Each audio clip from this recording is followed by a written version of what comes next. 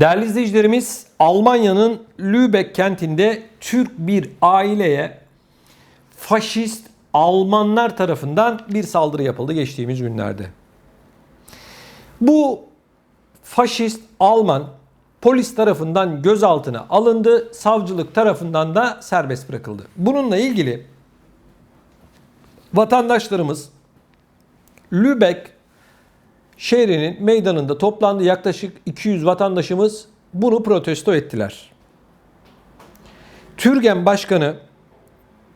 Derneği Başkanı Sayın Remzi Uysal, kentimizdeki ırkçı saldırıların çok üzücü olduğunu, ölüm tehdidi almalarının ve pek çok saldırının olmasının artık önüne geçilmesi gerektiğini ifade etti. Şimdi değerli izleyicilerimiz, geçmiş olsun diyoruz bu ailemize. Değerli izleyicilerimiz, Almanya'da özellikle içinde bulunduğumuz bu koronavirüs döneminde son 1,5 yıldır ırkçılık adeta hortlamış vaziyette. Ancak gelin görün ki şöyle bir durum var. Bu ırkçılara hiçbir ceza verilmiyor. Çocuklarına saldırmış ailenin 51 yaşındaki bir tane ırkçı Alman. Yani illa çocukların ya da ailenin yaralanması mı gerekiyordu? Ya da ölmesi mi gerekiyordu bu ırkçıların tutuklanması için? Savcı bırakıyor. Tutuklanmayı gerektirecek bir durum oluşmamıştır diyor. Canlı canlı vatandaşlarımızı Zolingen'de yakmadılar mı? Hanau saldırılarını unuttuk mu? Yani Almanya'da ırkçılık hortluyor. Hiçbir yasa, hiçbir kanun bunlara hiçbir şey yapmıyor. Ondan sonra da çıkıp diyorlar ki neler oluyor? Biz çeşitli kültürlerin içerisinde bulunduğu bir ülkeyiz. Arkadaş, bu ülkede yabancılar bir şey demiyor ki. Almanlar yapıyorlar bu ırkçılığı. Türkler ırkçılık mı yapıyor? Türkler gidip bir Alman'a ya işte sen Almansın mı diyor. Kardeşim, Almanlar yapıyor bunu. Yani Almanya'yı yönetenlerin bunu görmek gibi bir problemi var. Göremiyorlar. Bu sorunu çıkartanlar Almanlar, Türkler değil. O ülkede yaşayan yabancılar değil. Bunu anlamıyorlar. Bakın, Almanya'daki sorun bu. Türklerin bir sorunu yok. Ne diyorlar? Entegrasyon diyorlar. Tamam, güzel, entegrasyon. Kardeşim, önce sen Alman'ı entegre et. Yabancı ile yaşamaya. Ülkenin kalkınmasına en büyük katkıyı sağlayanlar göçmenler, yabancılar. Yaklaşık 5 milyon vatandaşımız Almanya'da. Sen hala 1961 yılından beri orada yaşayan bu insanları yabancı olarak görenleri git entegrasyon dersini al. 3 nesil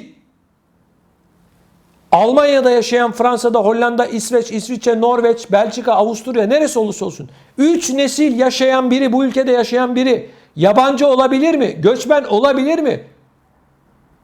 Bunu Almanlar bilmiyor kardeşim. Bunu Türkler biliyor. Bunu Pakistanlılar biliyor. Almanya'da yaşayan bütün herkes biliyor. Bütün yabancılar biliyor. Afrikalılar bile biliyor. Ama Almanlar kendileri görmüyorlar. Kendileri bilmiyorlar.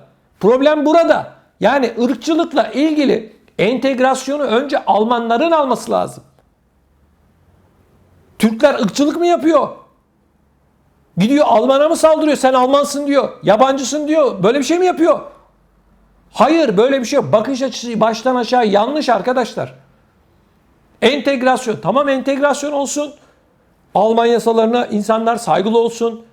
Ülkenin kurallarını öğrensin insanlar. Bunda bir şey yok. Aksine destekliyoruz entegrasyonu. Ama bu entegrasyonun asıl ana merkezinde bulunanlar Almanlar. Bunu anlamıyorlar. Bu ülkenin, Almanya'nın yabancılarla yaşayabileceğini göstermek istiyorsalar ırkçılık olaylarının azaltmaları gerekiyor. Cezalar, yaptırımlar arkadaşlar çok ama çok düşük. Bakın, Kuzey Ren-Vesfalya bölgesinde 170 tane polisin bir WhatsApp hattı kurduğu ve bu WhatsApp hattında ırkçı konuşmalar yaptığı ortaya çıktı. Bu telefonlara el konulduğu, polislerin böyle bir girişimde bulunduğu ortaya çıktı. Ceza yok daha. Soruşturma devam ediyor. Bakın Almanya'da polislikten atılmak için 12 ayın üzerinde ceza alması gerekiyor polislerin. Hiçbir polise 12 ayın üzerinde istisnalar hariç ceza vermiyorlar. 9 ay 10 ay ceza veriyor. Adam cezasını çekiyor. Geliyor tekrar kaldığı yerden daha şiddetli bir şekilde ırkçılığa devam ediyor. Yani sözün özü şu. Değerli izleyicilerimiz. Irkçılık Almanya'da hortladı. Türkler bunu anlatmaya çalışıyor, anlamıyorlar. Almanya'da yaşayan en kalabalık topluluk Türkler. Yabancılarda Türkler. Türklere bugün saldırıların haddi hesabı yok. Ama bakıyoruz ülkenin kalkınmasına en büyük katkıyı verenler de Türkler. İş adamlarımız, işçilerimiz. Ya aklınıza gelebilecek her noktada Türk var Almanya'da. Ve 3 kuşaktır 1961 yılından bugüne kadar değerli izleyicilerimiz Almanya'dayız.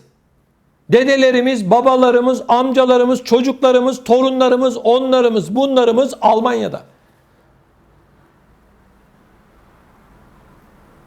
Hala ırkçılık yapıyorlar. Ne işiniz var burada diyorlar. Tabii bu söylediklerim bütün Almanlar için geçerli değil. Sakın beni yanlış anlamayın. Ama ırkçılık yapanlara da Alman hukukunun daha sert yaptırımlarda bulunması gerekiyor. Saldırmış işte bizim vatandaşlarımıza. Irkçılık yapmış. Adam savcılığın bir kapısından giriyor, öbür kapısından çıkıyor. Ne olacak? 2 gün sonra bu adam daha şiddetli bir şekilde başkasına saldıracak. Belli zaten. Olay belli. Ama bunu ne hikmetse Almanya bir türlü anlamak istemiyor. Enteresan ve bir o kadar da düşündürücü. Yani 3 kuşak Almanya'da, Avrupa'nın her noktasında Almanya'yı Türkiye kadar seven vatandaşlarımız, insanlarımız var. Ama görüyoruz ki maalesef ve maalesef bazı Almanlar hala bizleri, Türkleri hazmedemiyor. Yazık. Değerli izleyicilerimiz, Avrupa'nın gerçek yüzü bir kez daha ortaya çıktı. Ne bu? Göçmenler, mültecilerle ilgili. Biliyorsunuz Avrupa'nın çeşitli noktalarında bizzat Avrupa ülkelerinin polisleri, işte askerleri tarafından göçmenlere, mültecilere yapılmadık şey yok. Şimdi Kuzey Afrika'dan bindikleri botlarla değerli izleyicilerimiz Avrupa'ya gelmek isteyen 572 göçmen ölmek üzereyken Norveç bandıralı Ocean Viking adlı gemi tarafından kurtarıldı. Ancak olayın üzerinden yaklaşık 15 gün geçmesine rağmen Avrupa'nın hiçbir ülkesi bu göçmenleri kabul etmiyor ve bu gemi, Norveç bandıralı gemi Orta Akdeniz'de bir yerde duruyor. Böyle bekliyor. Şu anda değerli izleyicilerimiz ne olacakları bu 572 kişinin belli değil. Hiçbir ülke kapı açmıyor. Oysa Avrupa Birliği'nin mülteci hakları denilen bir şey var. Mültecilerin hakları denilen kanunlar var. Bunun hiçbirini hiçbir ülke görmüyor, duymuyor. Bu 572 kişi içerisinde ölmek isteyen, denize atlayan vesaire aklınıza ne gelirse hepsi var.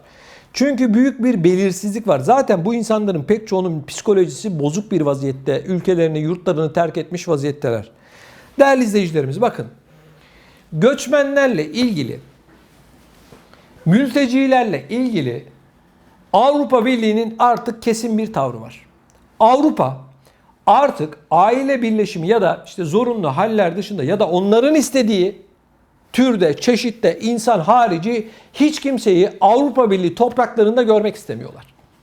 Bu açık ve net bir şekilde artık ortada. Bakın Yunanistan'da Moria kampı diye bir kamp var. Gidin, bebekler farelerin içerisinde yatıyor. Gidin Bosna Hersek Macaristan sınırında binlerce mülteci var. Aç, susuz bir şekilde Avrupa'ya gitmeyi bekliyorlar. Gidin Avrupa'nın ve daha pek çok noktasına maalesef ve maalesef hiçbir şekilde göçmenler istenmiyor, mülteciler kapı dışı ediliyor ve sınır dışı ediliyor. Danimarka artık göçmen almayacağını net bir şekilde söyledi. Danimarka'ya göçmenlik başvurusunda bulunanlar 3. bir ülkede tutulacak. Afrika'da birkaç ülkeye para verecekler. Diyecekler ki göçmenlik başvurusunda bulundun. Git Afrika'nın şu ülkesinden bana başvur. Orada bekle ama. Biz sana cevap verene kadar oradan bize gelmeyeceksin diyorlar. Bu ne demek biliyor musun? Kapıyı kapattık, gelmeyin demektir. Avrupa Birliği'nden ses çıkıyor ama çıt yok. Bu Avrupa Birliği'nin kuruluş esasına ve Avrupa Birliği'nin hukukuna aykırı bir durum. Ama hiç kimse hiçbir şey yapmıyor. Onu bırakın, Danimarka yine bir açıklama yaptı. Dedi ki Suriye artık güvenli bir ülke. Biz Suriyelilerin hepsini sınır dışı edeceğiz dedi. Evet, sınır dışı kararı aldı. Bakın o kadar alçakça bir hareket daha söyleyeyim Danimarka'dan. Suriyeliler savaştan kaçtı. Danimarka'ya gitti 300-500 kişi, yani böyle binlerce falan değil. Bu insanların ceplerindeki paralara el koydular. Altınlarına, küpelerine, alyanslarına el koydular. Cep telefonlarına el koydular. Devlet yaptı bunu. Dediler ki biz size yaşam hakkı veriyoruz. Bunlar bizim diye ganimet bulmuş gibi üzerine çöktüler. O nedenle Avrupa Birliği'nin anlatmış oldukları, söylemiş olduklarının hukukla, insanlıkla, mülteci haklarıyla uzaktan yakından bir alakası yok. Her şey sözde, özde ama hiçbir şey yok. İcraatta bir şey yok. Bakın. Türkiye'den Avrupa'ya gitmek isteyenleri Yunanistan yakalıyor ve ne yapıyor biliyor musunuz? Bu insanları çırılçıplak soyuyor, yapmadığını bırakmıyor. Bunları tekrar Türkiye'ye gönderiyor o halde. Cep telefonlarını alıyor, paralarını alıyor. Ya bu insanlar ekmeğe muhtaç. Bu insanlar çoluk çocuğunu bırakmış, yerini yurdunu bırakmış, ekmek parası kazanabilmek için dünyanın ta öbür ucundan geliyor, Avrupa'ya gitmenin mücadelesini veriyor ve sen bu insanları yapmadığını bırakmıyorsun, dövüyorsun, parasını alıyorsun, cep telefonunu alıyorsun, onu yapıyorsun, bunu yapıyorsun. Çırılçıplak bir vaziyette Türkiye'ye itiyorsun. Akdeniz'de, Ege'de botlarla Avrupa'ya gitmek isteyenlere ne yapıyor biliyor musunuz? Bu Yunanistan'ın sahil güvenliği bunları Türkiye'ye doğru itiyor. Bu botların çoğunu batırıyor ve öldürüyor bu insanları. Evet, o sahil güvenlik araçları geliyor, botları itiyor, böyle dalga yapıyor, öldürüyor bu insanları.